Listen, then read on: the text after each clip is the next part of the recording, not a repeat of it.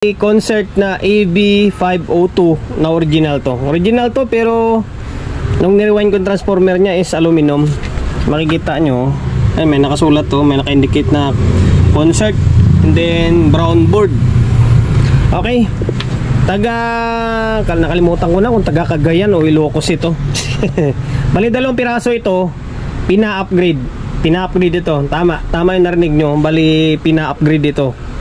Kung nakasubaybay kayo ng mga previous vlog ko dati, di ba may in-upgrade ako dati na 2.5 dalawang klaseng upgrade yon. Yung isa, 2 transformer. Yung isa naman is modified tapos tinasan yung transformer. Okay?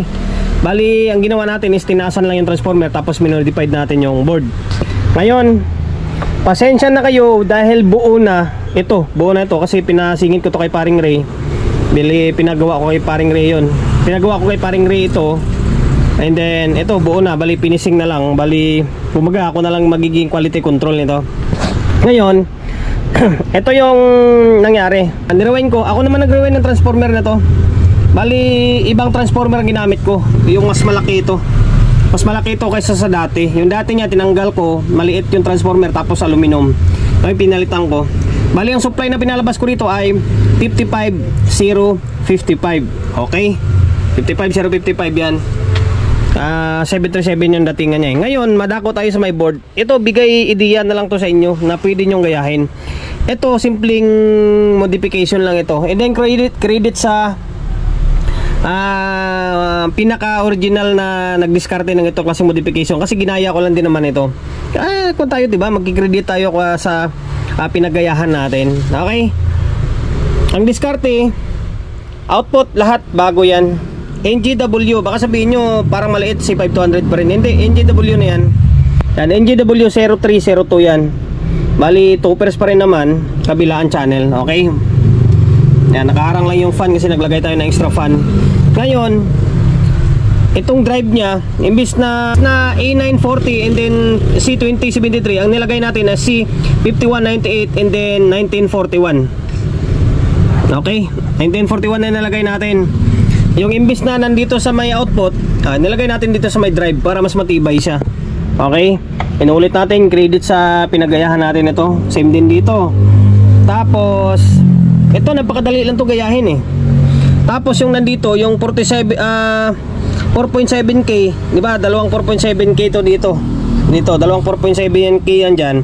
Tatanggalin nyo, lalagyan nyo na lang ng 10K na lang. Ito medyo malaki kasi nilagay ni pare. Sabi niya okay ngayon, mas matibay. Yan, dalawa yan 4.7K yan, nagkatabi yan dyan. Tapos same din dito. Same din dito, 4.7K, dalawa rin yan dyan. Ngayon, papalitan nyo na lang, isang 10K na lang. Okay? Isang 10K na lang. Tapos, saan pa? Dito tayo. Dito sa may 4.7, imbis na isang 4.7 lang yan. Pasensya na kayo, medyo kung kasi naka GoPro ako. Imbis na isang 4.7, di ba may makita kayo dalawang 4.7 yan dito tsaka dito sa may board ng 5 button nyo. Ngayon papalitan nyo or isi-series nyo, magiging dalawang 4.7 i-series nyo dito and din dito sa isang channel. Tapos sa isang channel ganun din, magsi-series na kayo 4.7, dalawang 4.7 isi-series nyo. Okay? And the rest, wala na kayong babaguhin. Wala na. Dito na lang, imbis na 1914 to, ginawa namin ni Paring Ray dito is 551 na to. 551. Tapos, dito sa may bias naman. Sa may bias niya, imbis na 1914 yan, pinalitan namin ng A42. A42 yan. A42 yan, yung bias niya. A42. Tapos, dito, A42. Okay? Sa bias niya yan. And the rest, wala na kayong babaguhin. Ulitin natin from the top. Dito lang. Yung 4.7 papalitan nyo. Hindi nyo papalitan, dadagdagan nyo. Magsisiris kayo ng dalawang 4.7. 4.7 dito, dalawa. 4.7 dito, dalawa. 4.7 dito, dalawa. 4.7 dito, dalawa. Tapos yung mga transistor, hindi na gagalawin yan. Although siyempre mag-upgrade nga kayo eh. Palitan nyo na ng bago. Eh siyempre kalawangin na yan. Ito bago lahat yan. Tapos dito, Pwede naman 551 lagay nyo rito, 1914, pwede naman.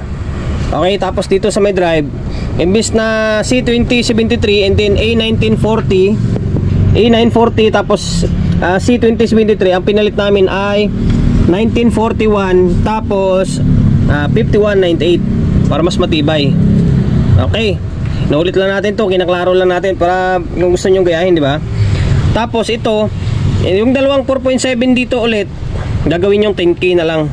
So 10K, ginawa natin 10K. Okay, dito.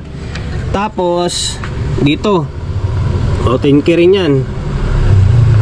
Tapos palitan nyo, pwede kayong maglagay ng 5200 and then A1943 or NGW. Sa amin kasi NGW na nalagay ko para mas lalaban siya sa init. Okay, ayan.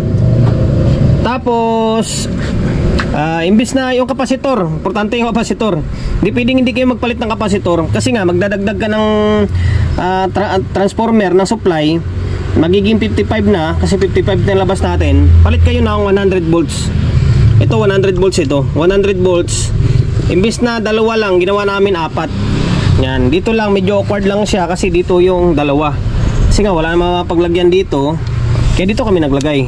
Yan, dito nilagay ni Paring Ray. Nakaparallel lang ito sa dito. Yung positive side dito, kukunik mo siya dito sa may positive side.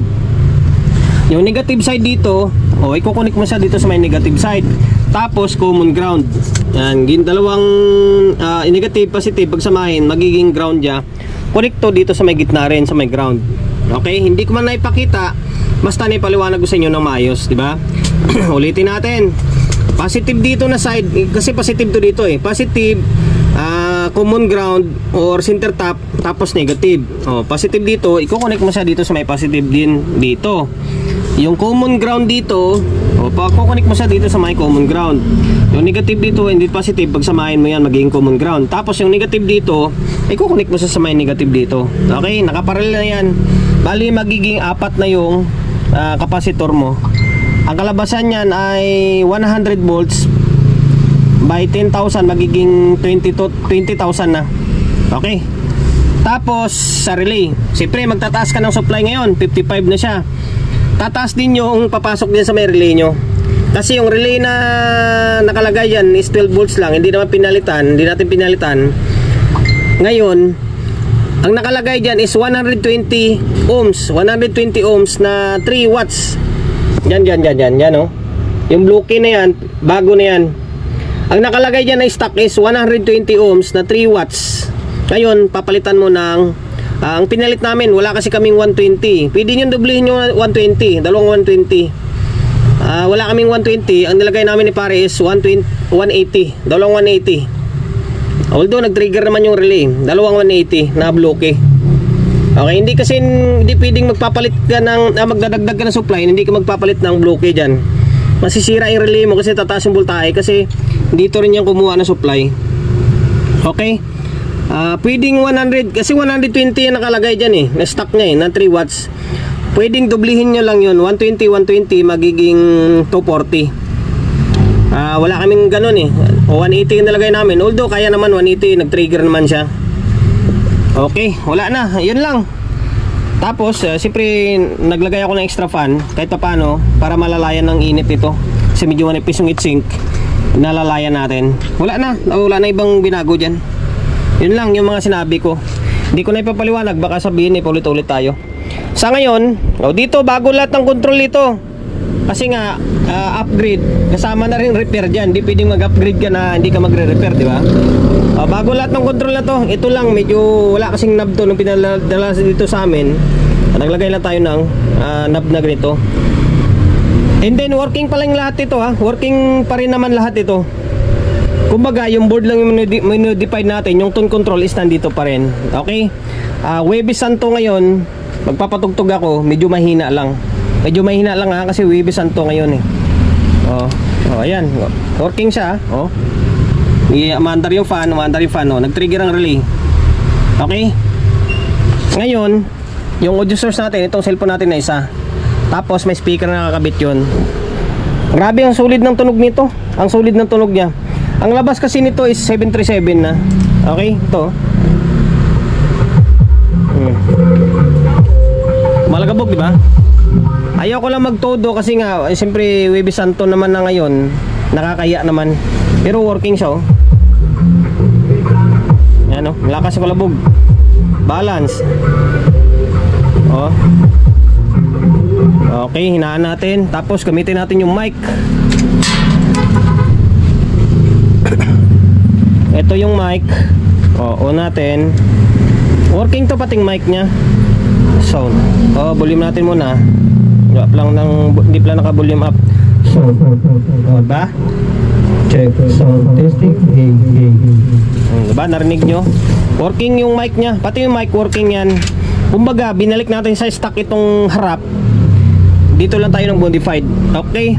Sana nakapagbigay idea tayo, ha. Pasensya na kayo, medyo hindi ko na totaling naipakita kasi nga si paring Ray kasi pinagawa ko nito, eh. Kumbaga naging quality control na ako. Pasensya na. Okay. Sana nakapagbigay idea tayo. Modified na AB502. Hindi ako gaano makapagpalakas ng todo. Siyempre bilang Katoliko tayo, respeto sa reliyon natin. Huwebes Santo, nakakaya naman. Okay, naglagay lang tayo extra fan, ha. Hanggang dito na lang. Concert na AB502A na modified natin kahit papaano. Meron pa tayong isa nito. Yung isa, yun, no. Hindi ko pa napalitan ng transformer, hindi pa na palitan ng capacitor. Bali, next na lang dito. Ayun, promotion, bago tayo magtapos, siyempre shop natin, Solid G Electronics Repair Shop, number 61 Don Julio Gregorio Street, sa Uyo Road, sa Uyo, Quezon City.